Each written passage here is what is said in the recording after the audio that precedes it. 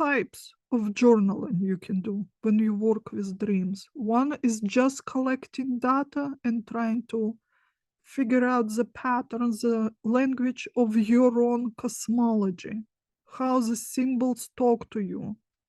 What does it mean to you specifically? And the other is self-reflection, just like we do with other things. So you're doing self-analysis. Why am I this type of person in my dreams? So that's reflecting something that you ignoring, not admitting, or you're very well aware, but why am I boxed myself into this persona? I can be everything. Here's the thing. Of course, some of personality traits we're born with, but most of it is through conditioning. What is convenient? What is socially acceptable? And who am I identifying myself with? I'm that type of person or that hero. I am a good woman. I'm a good human being. I'm a kind being. It all seems great until we need to do something different, and that set of criteria does not allow do something different. That's when we start sabotaging ourselves. So it's nice to recognize it, to reflect on it, and then decide who do I need to become to be able to do other things. It doesn't mean that you're betraying yourself or pretending to be something that you're not. You're just expanding yourself. You're the whole universe. You're everything at once, just like we do in our shamanic meditations when we're stepping into the warrior state. I am a healer, but I am also can be a monster. I can be everything at once. When you're not limiting yourself, you can achieve so much more. Your world expands. Those moral principles, that's what builds your core. But you have to recognize what is real principle, what is your, innate compass, your core, and what is just like temporary closing. You can't let go of your real principles. This is what you're made of. You're not going to be whole without it. There's not going to be that inner core to stand firm. But what is other things that are not necessary? This is something that you need to shed.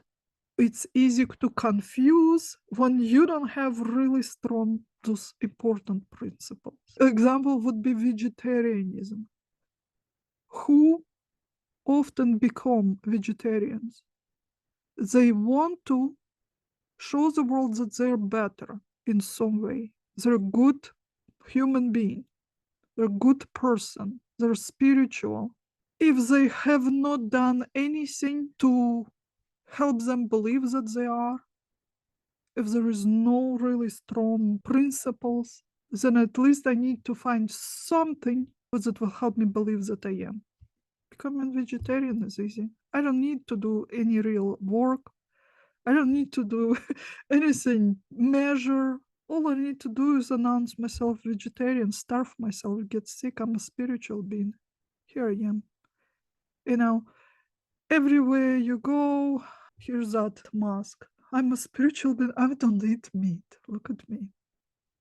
And that's a start for any conversation. I'm better than you. And then everything, every area of your life gets affected by it. And then, other situations, I'm a very spiritual person. And if through my upbringing and conditioning, spiritual means poor, then no matter how much I work, how hard I try to make decent money, I myself will sabotage myself because I told myself I'm a spiritual being, I'm a spiritual person, therefore I have to stay poor.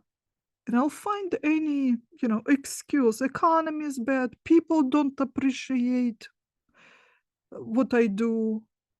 People don't value it. I'm just unlucky. Or this is curse.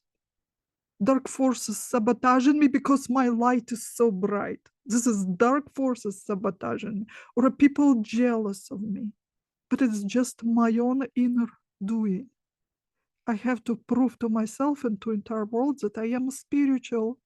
And if it means in my twisted mind that it's also being poor, I will sabotage myself all the way through. That's why it's so damaging to have what we think is our moral principle, but they're not really.